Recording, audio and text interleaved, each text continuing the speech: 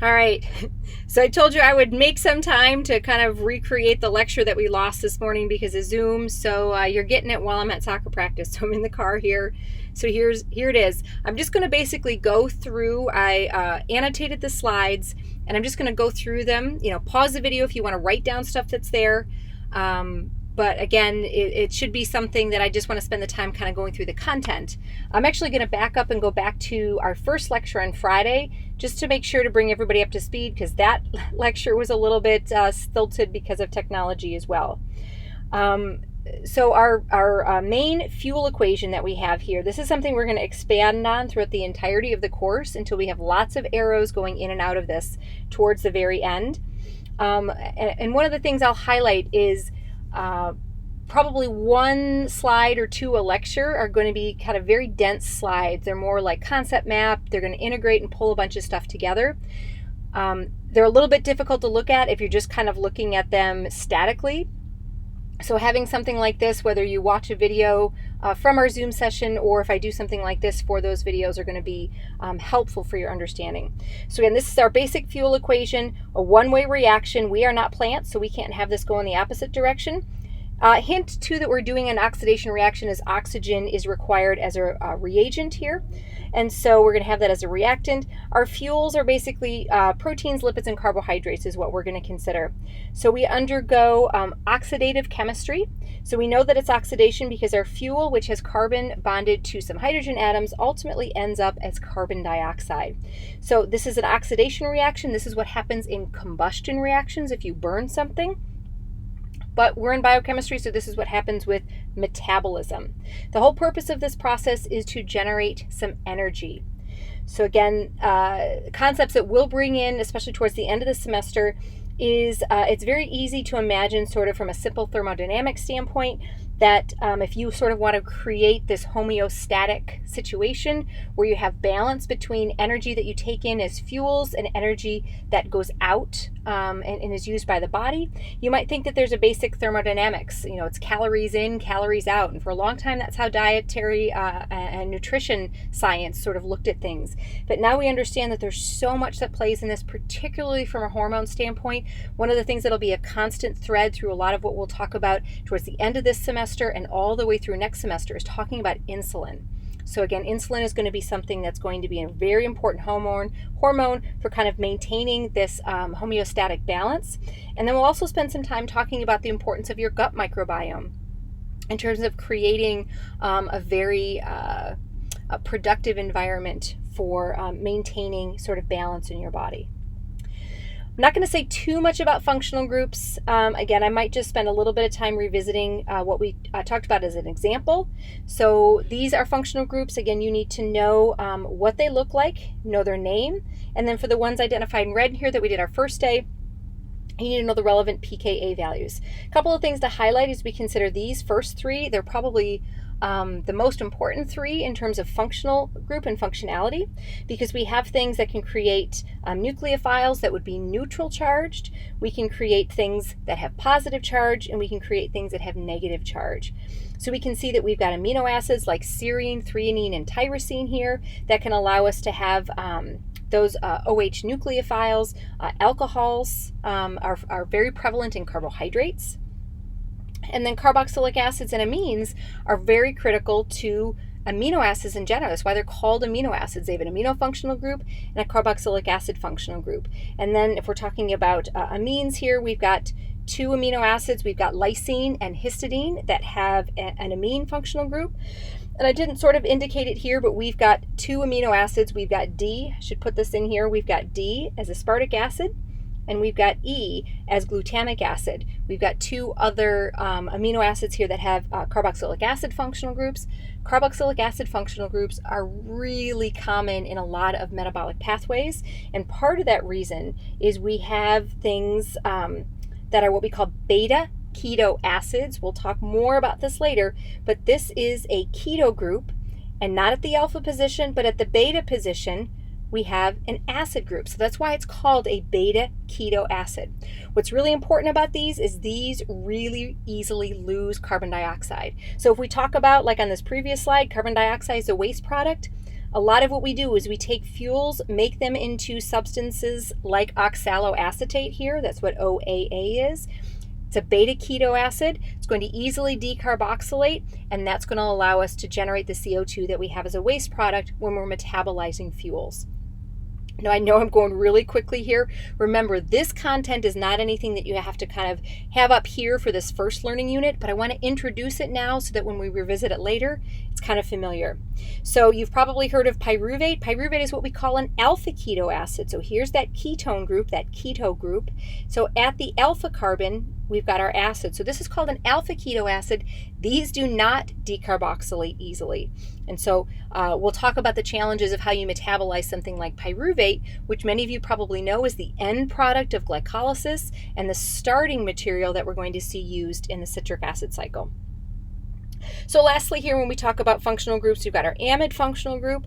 Our amide functional group is really important because that's what creates a peptide bond. So our first three reaction mechanisms are going to talk about, well, you wanted to form an amide bond in reaction mechanism 1, but that's not what happens.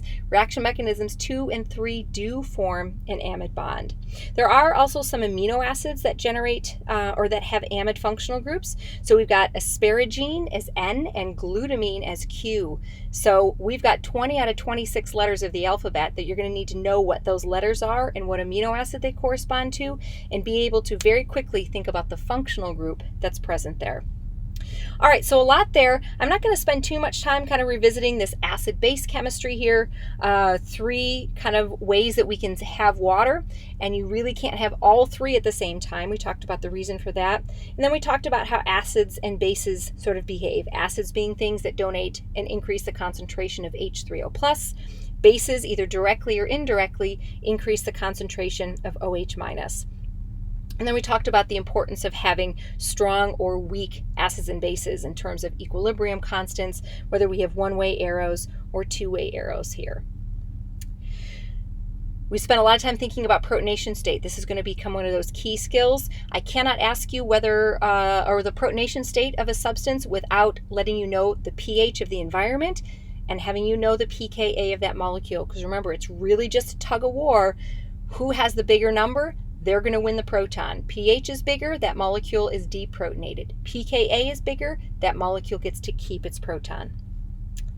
And so we went through a couple of examples here in our first lecture, kind of talking about 3 different pH scenarios. pH of the stomach is 2. That's pretty much as low as it gets in your body. Physiological pH is 7.4. Highest it probably gets in your body under a healthy state might be somewhere in your small intestine, might get to be around 8.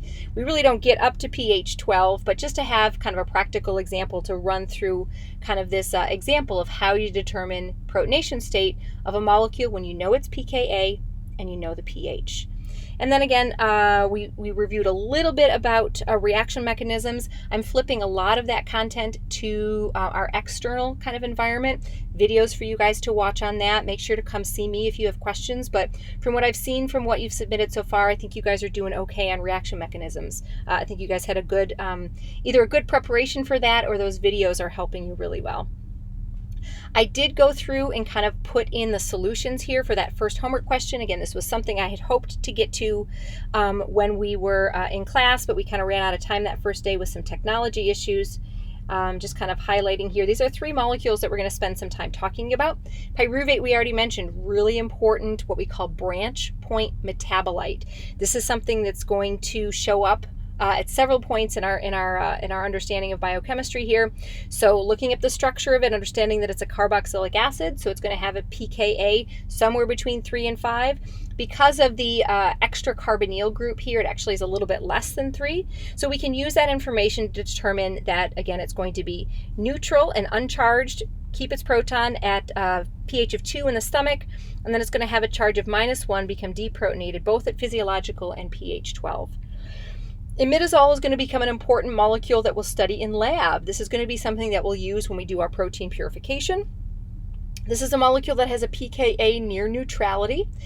This is actually essentially what the R group on histidine looks like. So the amino acid histidine, the R group that dangles down on that amino acid, looks like this and has a pKa near neutrality.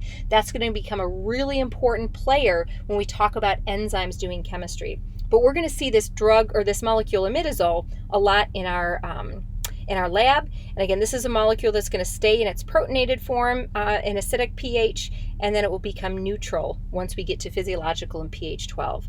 And lastly, when we have dinitrophenol, this is called 2,4-DNP. This was a diet pill. We're going to talk about this diet pill in a variety of different places throughout the semester. This is the structure of 2,4-DNP.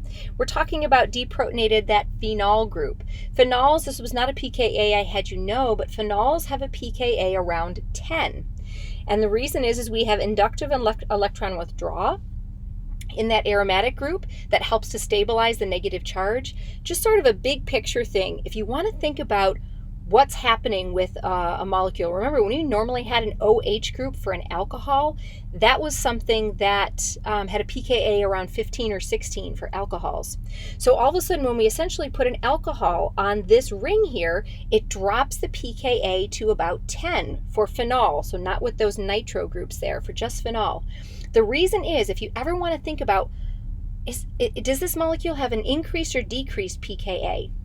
Take the proton off, look at what you have left, and then ask yourself the question, did I create something that is going to be more stable because I can delocalize that negative charge? So with a regular old alcohol, that oxygen is going to be bearing that negative charge totally on its own.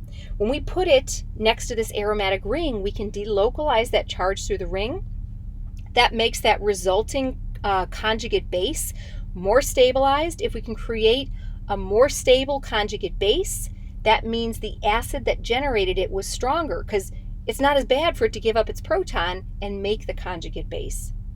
I hope that made sense. If it's a little bit confusing, make sure to come back and ask me about it. But when you start putting on these electron withdrawing groups and these nitro compounds, you drop the pKa even further, and this guy is around 4. Now, why this is important is this guy is going to be able to serve as a proton shuttle across the mitochondrial membrane. And if you remember, the mitochondrial membrane is responsible for pumping a proton gradient that we use to synthesize ATP. That's the whole point of electron transport and oxidative phosphorylation. So if we have something that all of a sudden can transport protons across without doing that work, it's going to uncouple the oxidation of fuel with the generation of ATP. So essentially what you can do is eat whatever you want. All of these protons go through this backdoor channel, and you never translate them into energy in your body. So it was a diet pill. But as we'll talk about why that's problematic, it actually ended up causing a lot of fatalities because it will excessively increase body temperature. And we'll talk about how that happens a little bit later. So that was our first lecture, and I'm going to move on and talk about lecture 2.